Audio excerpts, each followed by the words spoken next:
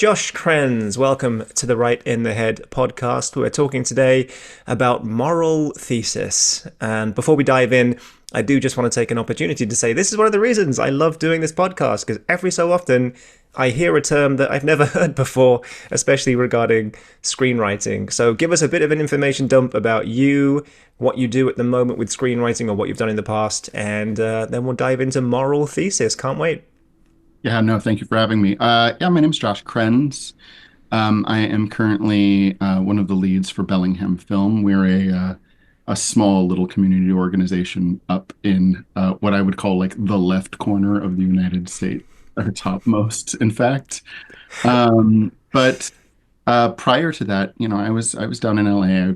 I have an MFA in screenwriting. I was working for Brillstein doing script analysis and was reading for a variety of just different sources and trying to write and sell my own things along the way.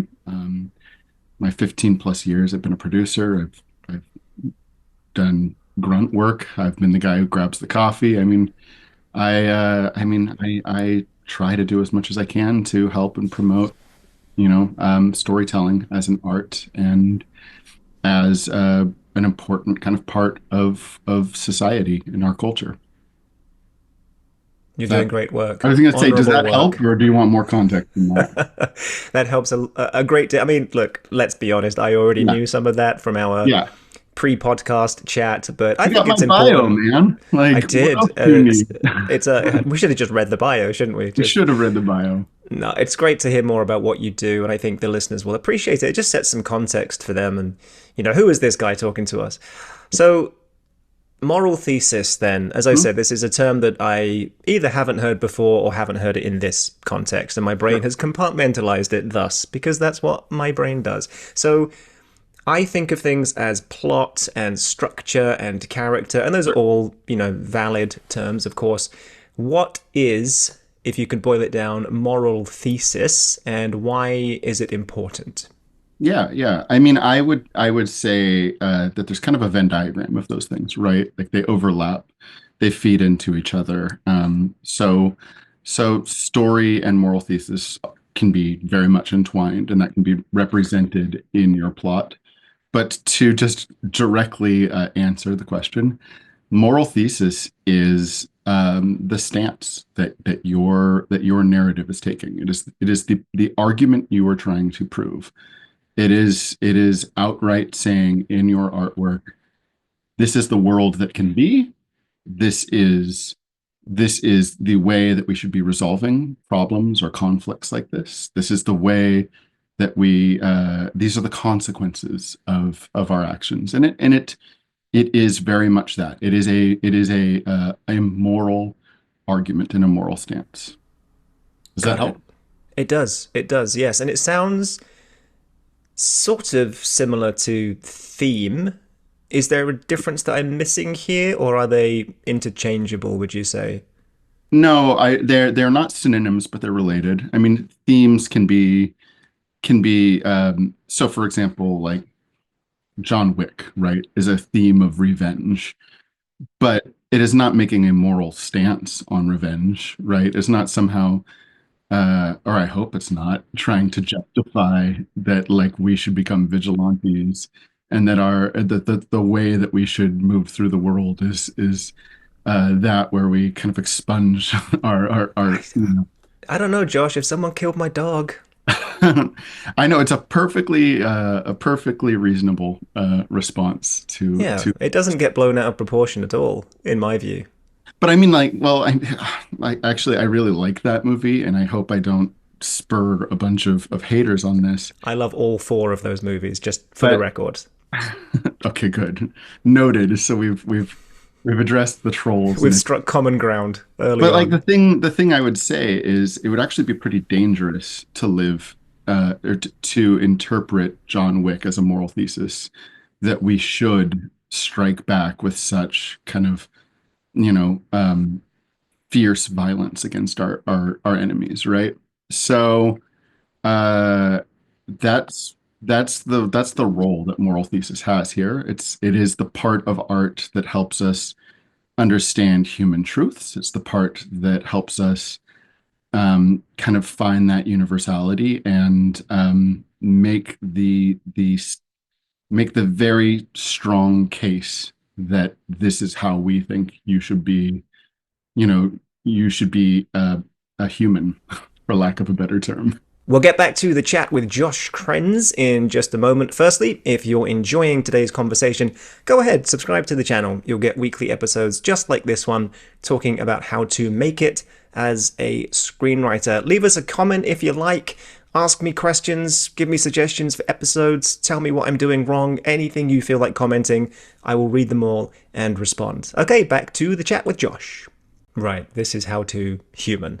Yeah. So why is this important when it comes to creating a story? Let's look at it from that Yeah. approach. Do you think stories without, well, actually, that's a later question we should A probably later talk about. question. Are there stories without moral thesis? But anyway, I mean, we assuming just that, kind of said one, but yeah.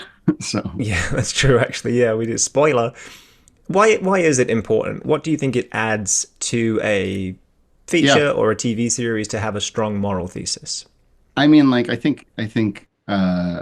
don't want to go to bat for McKee, but like one of the best things in his book Story is talking about the value of art, right? And he describes it as one of the four elements that helps humans understand why we are here on this planet and what our purpose is and what we could be and how we can move throughout this world.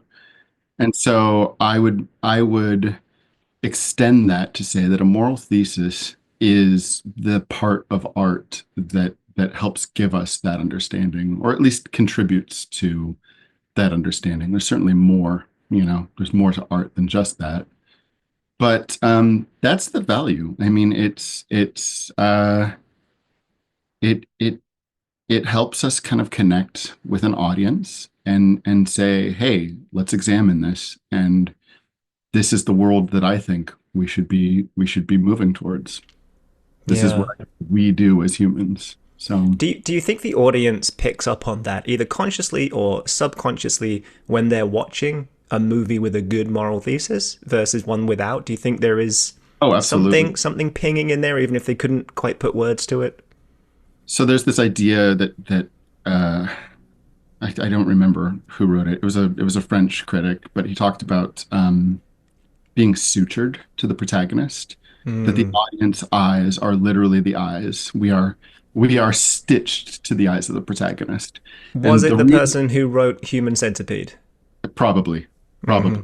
actually no, they were probably dead well before the we got to that level of When art. somebody took their words too literally in that case. But the idea of being sutured is that the the audience experiences the world through the protagonist, right? And our successes and our failures, our emotional highs and lows are that of the protagonist while we are in that zone and in that space.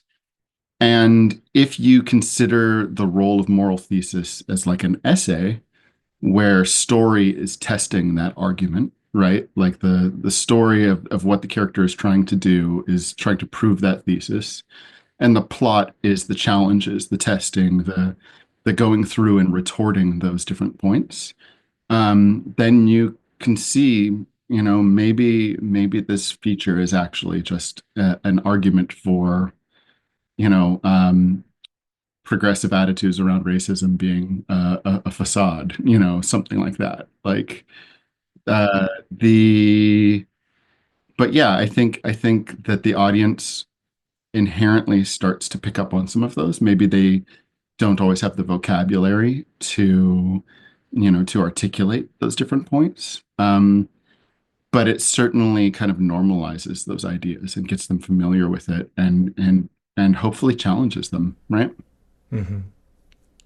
I think the audience likes a challenge in that Yeah. respect, and I like the idea of being sutured to the protagonist. So, John Wick, you gave as an example of a movie with a very clear theme, Yep. pet related revenge, not so much a moral thesis. What about the other side of that coin? A movie that does have a strong moral thesis. Could you give us an example or two just to make sure we really understand what Sure. this means?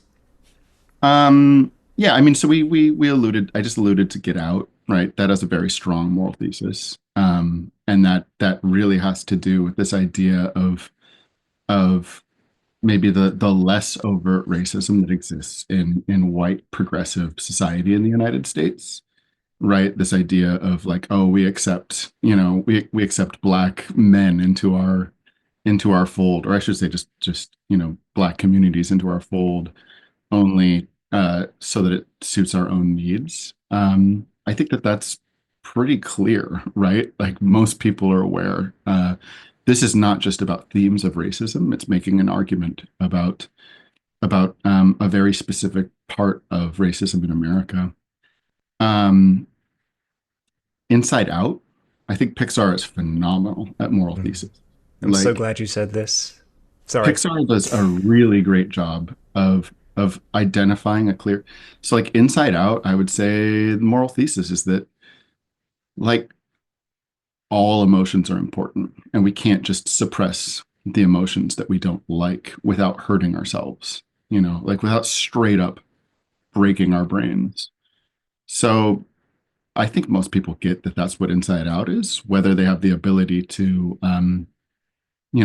to espouse or wax poetic on it. It's a whole other, but that I would say is why those are lasting films for most people. So Yeah. it Yeah. resonates.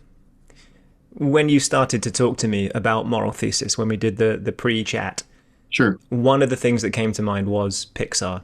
I Mm, think I couldn't think of a Pixar movie that doesn't have a moral thesis. And yet, I think what well, they do in a great way is not whack you over the head with it. It's more yeah, of it's subtle.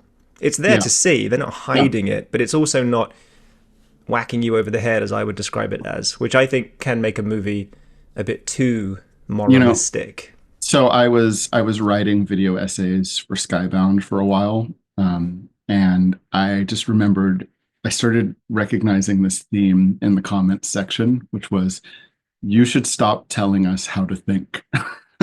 And and I do think like maybe that's a fault in my own approach, but like we can get too didactic, right? And and we can we we risk separating or severing that connection between audience and protagonist if we're too heavy-handed. Yeah. So, What would you say is the theme of Inside Out? I know I'm harping on this point, hmm, but it's still something that I go back and forth on. So would it be the period of growth in a child's life? Like we see Riley going through changes as a young girl. Is it that, or is it something to do with what we see her emotions in, right, right. in I mean, like headquarters going there's through? certainly like a coming of age theme to this, right? Because Mm, this is a developmental stage. But mm, the moral thesis is not like, hey, everyone goes crazy, at different points in their life. The moral thesis is very much that like we have to embrace all different parts of you know what is going inside of our bodies. That is who we are, and that as we grow, the way that we experience those emotions changes. But yeah, yeah, you and I can would call it say, themes coming of age or developmental, themes. yeah, yeah. And my mind goes to other movies like Wall-E. Moral Hmm. thesis, probably if humanity stays on the current track, we all end up obese, floating around in pods, watching Yeah. screens instead of reality. I mean, you're using future tense. One might argue that we should use present tense instead. So, It already happened. We're yeah, already, I mean, people listening to this could also be watching this on a screen, in probably not space. floating around in a pod, although they could be in a Waymo, a Yeah, driverless yeah, vehicle right now. So we are dangerously close, still on Earth for now, but I think Mr. for Musk now. is working on that.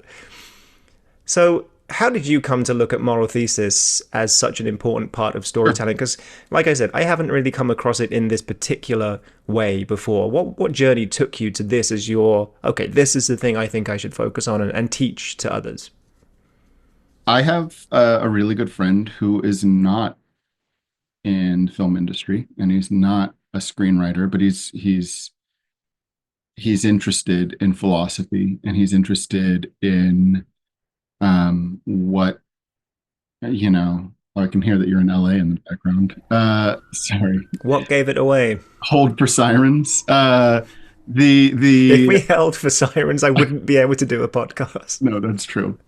The but essentially, when I would give him early scripts, he would engage with premise, and he would like the story, and he would talk about that stuff. But he one day kind of came back to me, and he was like, what is it that you're trying to say?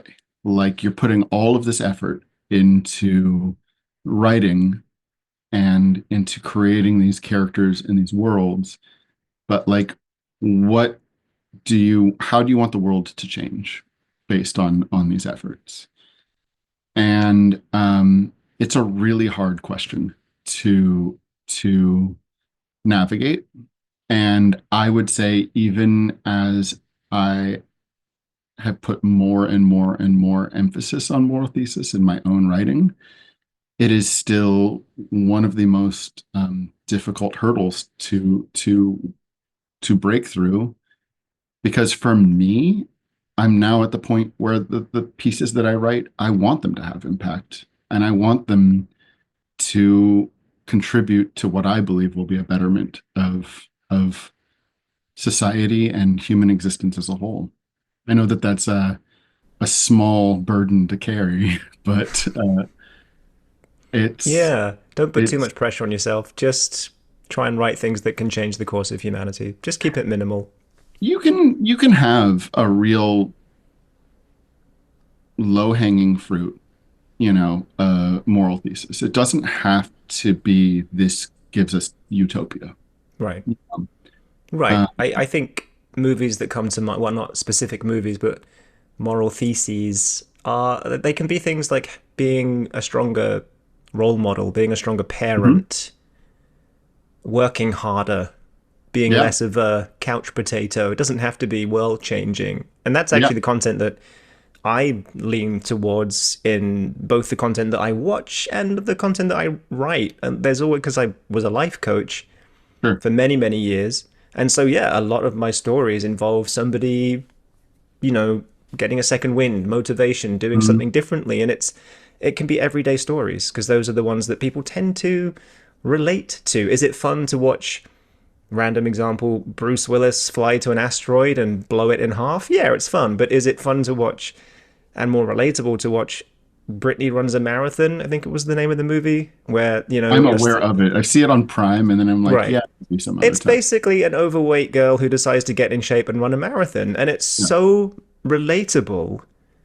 That's why those movies tend to do well. There's a version of it called Run Fat Boy Run from sure, years sure. ago. Simon Pegg, my dream guest, by the way. If I could ever get Really, Simon Pegg on really this empowering. podcast, I I mean, what would. is he doing these days? He's got like boys cameos. I'm not current, so I don't know if his character is still alive. But like, Yeah, I mean, Star Trek he was involved in for a while. well, that was with J.J. Abrams. That was Mission a decade ago. Impossible. That's That's true. I guess he still has Tom Cruise calling he him. still has Tom. All That's not right, a bad thing to now that I've say. shit all over Simon Pegg. No, I mean, How I would. dare you? He is a Oh, national treasure. it's interesting that you brought like Armageddon. Would be a good example of like, I don't really know what the moral thesis is. I guess that we have to all come together to save society or to save the world. But you can certainly have films that resonate, for a long time and stick with an audience and make an impression, and doesn't have to have a moral thesis. Like, there is an audience. But I over winter I just read Carl Sagan's Demon Haunted World, and there's a really famous quote in the start of like the second chapter. It's the thing that you will like now see on every single Reddit thread, where he basically says that he is concerned that in the lifetime of his children or grandchildren, that there will be this like significant dumbing down of society. And he talks about his concern that we will move towards things that feel good instead of things that are actually good for us. And he straight up name checks. He says that a big part of this is in the content that we are consuming. And he calls out by name Dumb and Dumber and Beavis and Butthead. Like he talks about the fact that everything it used to be the 30-second sound bite, now it's the 10-second sound bite, and that the attention span for ideas is becoming really narrow, and that there's a celebration of ignorance and a concern as to what that will mean for society. I mean, that's a very clear moral thesis, right? Yeah, yeah. And I would say that's heading towards Idiocracy, one of my Yeah. favorite movies in terms of calling people out and predicting the future. And had Yeah. a conversation about this recently. That movie was, I believe, late 90s, early noughts, probably early noughts. And Hmm. we haven't taken it to that extreme Have we? yet. We just elected WWE Hall of Famer for a second term. Like, have We we? are we are not yet watering our crops with Gatorade or whatever Yeah. they do because of the Well, electrolytes. We're Logan not there Paul just yet. donated $6.2 million of Prime to the LA firefighting effort. So, sorry, I'm being an asshole on this stuff, but You're making good points, is what you're doing. You're making very valid points, very valid and very terrifying points. the no, I think you're spot on. I think that Demon Haunted World is frighteningly prophetic. It Mm. talks about this idea that we have a limited space for information, and bad information will push out good information. And so, given that we have this narrow window, it's I guess it would be my take that we should be trying to put, to populate that window with as much like impactful content and stories, and quality information as we can. Um, because Yeah. there's a lot of bad shit out there. You're allowed to Taking cut it, the podcast, right? I will edit some of the podcast, but honestly, Okay. 95% of it stays in because I think it's what people come up with, Sure. spur of the moment, is often the best stuff. I want to take it back to a more practical place. Yeah. So, the esoteric conversation for the last 5 minutes, bringing that back down to process. At what point would you encourage a writer to consider their story's moral thesis? Does it start there and then you develop things? Is it something that evolves along the way as you're focusing on other things like character, like plot? Is there a way that you do it, or is it very much in flux the whole time? Yeah, I mean, I think it's a false dichotomy or to assume that these things have to be mutually exclusive, right? Like just just like your ideas evolve as you research and you study and you really like investigate, your moral thesis evolves as you're writing your story. I think it is important to try to have something to anchor to. And remember when we were talking about a lot of these things being kind of a Venn diagram that overlaps? I mean, a good moral thesis is represented in a strong story, and a strong story arc has clear characters and clear motivations that are being challenged and tested and that escalate and have the opportunity to demonstrate growth and change. And that same arc that our character is going through is the same arc that we should be kind of exploring the moral thesis through. Um, do I think it needs to be set in stone at the start? I think you should have a good idea of what you're trying to prove and what you're trying to say. Just like I think you should have a good idea as to what your story arc is, right? And that's why I say they overlap. Like they should be parallel, if not completely, almost like a singularity, right? So, we're using different terms, but and yeah, they have a different function, but they when you get it right, they just naturally kind of flow into each other. So, Yeah, that's definitely been my experience. Not that I've used the terminology moral thesis before, sure. but I am a very logical, linear thinker. And so when Hmm. I got started with screenwriting, what I was trying to find was step one, step two, step three, like a process that I can use every time to write a great script. Sure. The templates. Yeah, that kind of thing. And Like a I've cat that someone might be able to save, for example. something like that. Yeah, Yeah, just to throw something at the wall, see if that sticks. yeah. Maybe I would call it the something beats, like the I don't know, I just mean, I'm a big fan spitballing. of the eight sequences. I'll be the first to to Well, vibe that. I like structure and sequences. Yeah, My point is the way that I now envisage this process is it's very much circular. So you've sure. got character, plot, structure. You could include moral thesis or theme, Hmm. and but they all feed into each other. They're always evolving as you go from beginning to end. It's not that straight line that you would hope for. Sure. It's No, a crazy messy line that eventually gets to something like a finished script, which by the way is up to you. You decide when it's finished. It's never actually no, finished, no. but they all feed into each other. And that's wonderful. That's what makes it a beautiful process, also a frustrating process. And specifically to moral thesis, what that's done for me, it's helped me to clarify how I feel about things. Because if I Mm, want to put that in a script, I've been in that situation before where I think the moral of this story is going to be, and then I pause, like, wait, do I actually believe that? I don't know that yeah. I strongly believe that. So it actually makes me question my own values as well.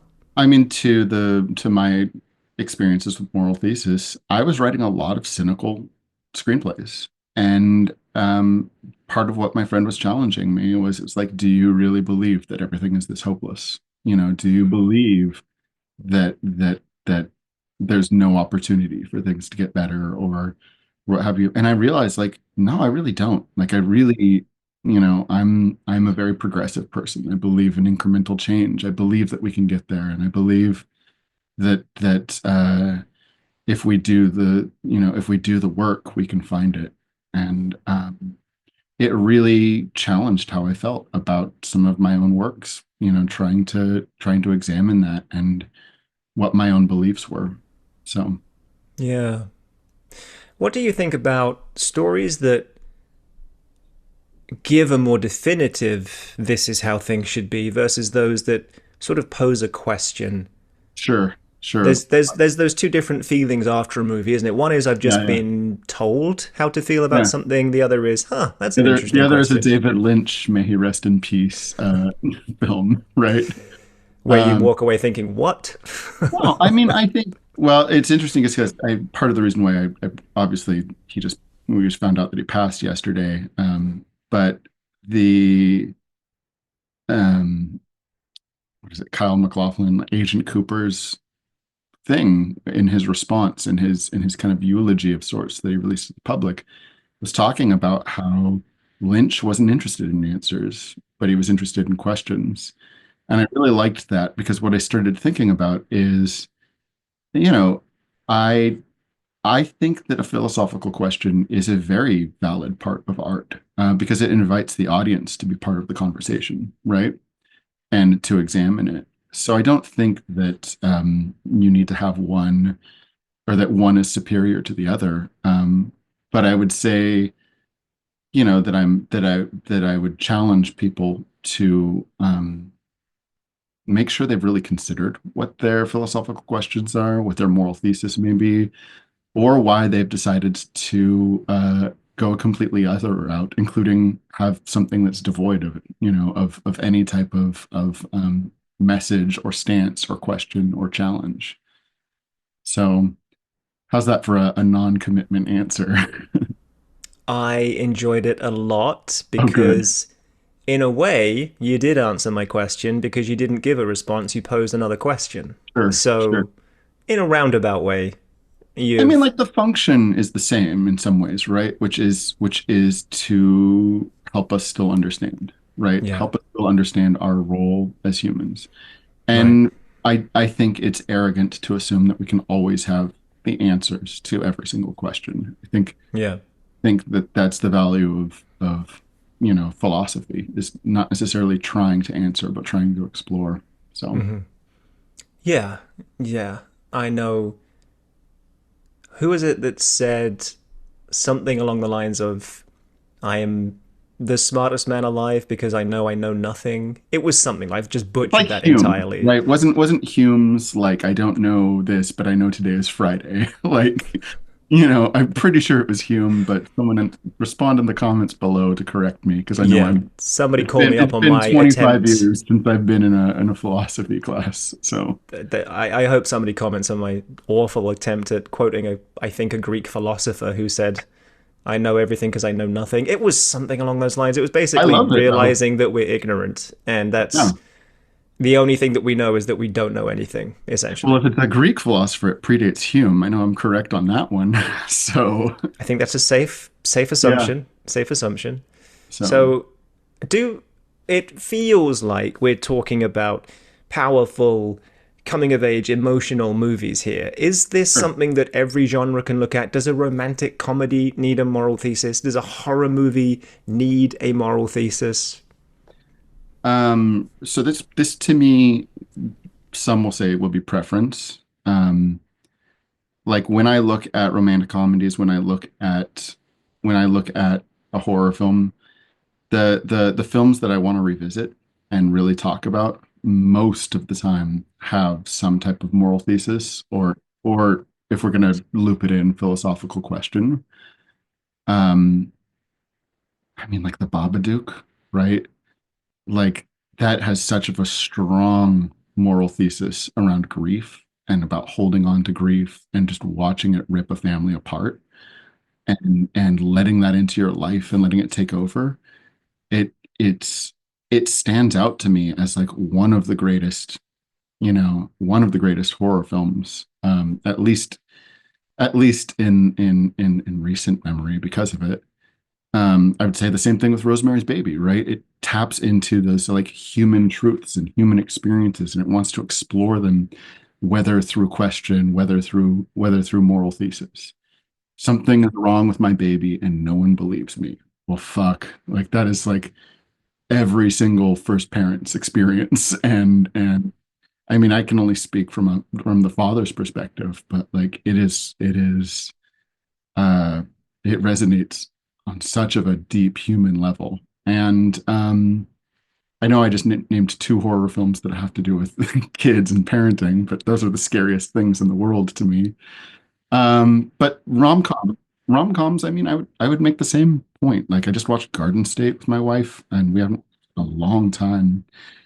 And the first thing was like, man, this soundtrack, it's still whatever the cool kids are saying these days. It's still rocks, man. And but like it really it really does make similar to Inside Out, right? Like it really does make have a moral thesis about not wanting to run from our feelings and not wanting to hide away our feelings and embracing them and learning to kind of be who we are and accept it, and that that's how we find happiness. Like it's not afraid to say that at all. Mm.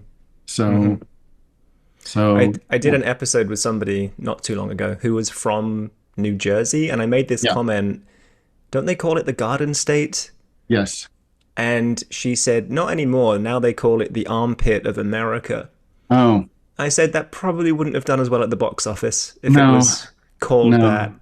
It's a yeah. shame. Took something away from the movie hearing that. But I mean, Newark's not great, but the rest of the state's lovely. I So really enjoy New Jersey. I've spent certain areas.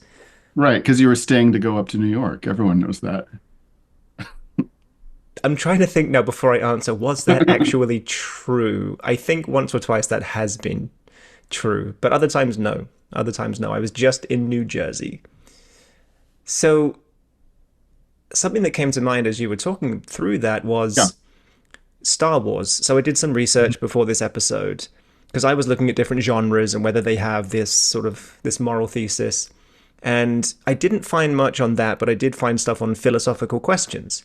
Hmm. And it was really a good example for me that landed was Star Wars, and I'm talking about the original three Sure. movies. Sure.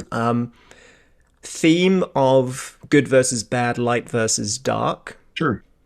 Moral thesis or philosophical question, would you join the dark side, That's exactly right. knowing that it is more powerful? That is And exactly right.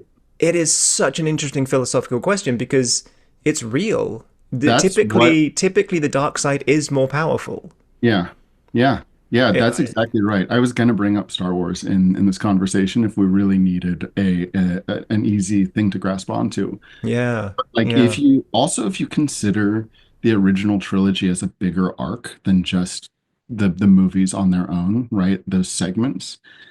The climax of the story is who is going to convince the other to their way? Vader? Will Vader convince Luke to embrace the dark side? No. And what is proven is that, in fact, Luke, through, even though he dips into the dark side and we know it, and we know that he's stepping in, he's starting to feel these things and he's on the precipice of, making that final blow that he cannot come, the Rubicon, the point of no return. He is, in fact, able to say, no, I will not. And that is enough to bring Vader back from what we thought was the point of no return. Vader, who seemed like he would have been irredeemable up until that movie. It's very much making the moral thesis about dark and light, and then it is willing to take the stance that says that good will bring people back from that we can return from those dark places. So yeah. And I think that I didn't realize this before doing this research, but the reason the I am your father mhm, moment lands and punches you so hard in the gut, it's a great plot twist, of course, but it's a great mhm. plot twist because it shifts Luke's philosophy. Yeah, Up until that point, excellent, it's right? very clear good versus bad, and he's Yeah, good, and bad killed his father. Now, bad is his father. yeah, So it's at that philosophical level. It's, excuse my yeah. language, it's a philosophical headfuck, which, which I think is the best way to write a plot twist. How can you set your audience up with an expectation philosophically, like deep in their bones, and Yeah. then twist it?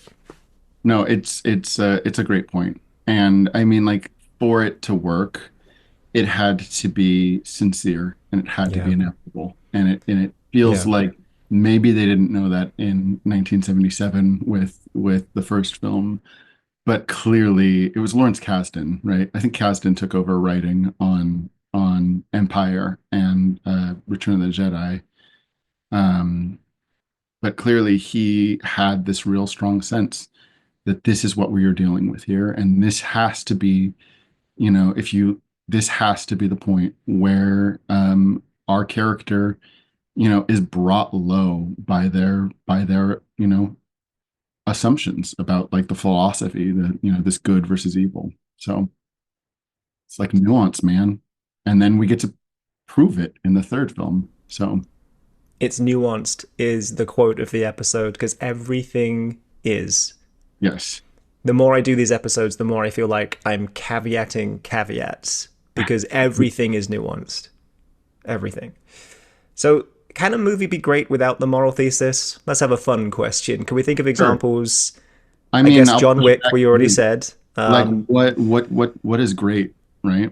Like what is the benchmark for great? Very good question. Let's define the terms. Yeah, So let's start with one definition of great.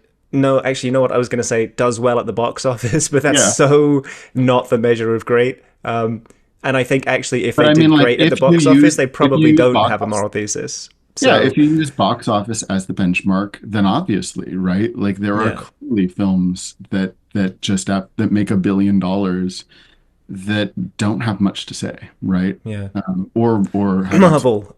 Sorry, I yeah, just had a yeah. tickle. I know. Well, we would say DC, but they don't make any money, so Yeah, I must just say I am a huge MCU fan. So I say this as sort of in jest. I don't care that they don't really have much to say in some of their movies. I just like watching them. I So I guess rewatched. I've answered my own question there, haven't I, I? I watched Avengers with my 9-year-old. It was his first foray into it, and I was like, I'm not sure if he's ready for this yet. But I realized what was interesting that I had sort of picked up on before, but like it's so clearly like not an ensemble piece, but a Tony Stark is the protagonist, and the arc is about whether or not he will play well with others, you know, versus on his own. So I would say there's something there, but not all of them have are interested in examining those questions and having that degree of depth. No, I mean, like another film that I would think about is the original, like Friday the 13th. I mean, I don't think that that has a lot of moral thesis unless it's like, I don't know, underage sex gets you murdered if you're a woman. But no, that's probably not the moral thesis. But you know, the historical significance, the way it changed the genre, the way it's still relevant today. Certainly, I think that is a mark of greatness, right? But no, even you know, I mean, even films that have you know, just a way of feeling, I think, can be considered great, and maybe they don't have that clear argument. Um, I still believe that moral thesis has a lot of value, though, to you know, to the craft and to what art is trying to achieve. So, Absolutely, yeah. I know that you have a hard out, so I want to ask you one final yeah. question, and then we'll say cheerio. If our listeners are hearing this Yes, and they haven't come at this screenwriting thing from this angle before, they haven't considered philosophical questions or moral thesis, where do they get started on this? How do they dive in and just start playing around with this idea? yeah. I mean, I think this is part of this is going out and learning and experiencing the world and um, being willing to leave an imprint, right? And try to decide what imprint you want to have. And some of that, I think, probably takes experience and time, and thought, and a lot of pre-writing, a lot of trying to examine and challenge your own ideas until you find ideas that you think really do have substance to go into the world. They're not just opinions, right? They are they are well-formed positions and a proposition, right? Like a thesis, even when we think about a thesis in scientific and like academic terms, a thesis still needs to be tested, right? It is not law. It is not something without with such high degree of certainty that you just put it out there and say this is the way of things now. It has to be examined. It has to be tested and it has to be formed and it has to be reformed, right? You come back to your thesis. And so I think that that part of being able to, you know, make that moral thesis is having thoughts and having challenged those thoughts and spending time with those thoughts and revising those thoughts and then deciding what this means and how you would prove it. Like that's how I fold moral thesis into story is I think, well, what would I need to do to prove this? And what what what what showcases it best and in an interesting and engaging way that people, you know, are going to care about. So again, I don't know That with the question, but I I hope I got close. So I was about to say that was a mic drop moment, the perfect way to end the conversation. I think you nailed it. So, Josh, thank you so much for your time today and this insight that you've given me and many of our listeners, because I'm sure they haven't taken this approach before. I study a lot when it comes to screenwriting, and I hadn't taken this approach before. So I'm fairly confident in saying that will be true for other writers as well. So I hope you continue to teach this approach. I think it's truly valuable. I feel like I could continue this conversation for another hour at least, but I will be respectful of your time and the fact that you do many other things as well as appearing on podcasts. So I will yeah, just say thank you for your time. It's been a real pleasure. It's been awesome. Appreciate it, and maybe we'll do a part 2 sometime. I would love that. All right. Absolutely. Take care. Thanks, John. Thank you so much for watching today's episode with the wonderful Josh Krenz. If you enjoyed it, you know what I'm going to say. Go ahead, subscribe to the channel. That's a great way to support Right in the Head so we can get this content out to more screenwriters. Head on over to writeinthehead.org. There will be a link in the description. You can subscribe to our free screenwriting community. As well as the podcast, we do a newsletter and occasionally meet for live events on Zoom. Go ahead and click whichever video is now showing up thanks to the YouTube end plate, and we'll see you there.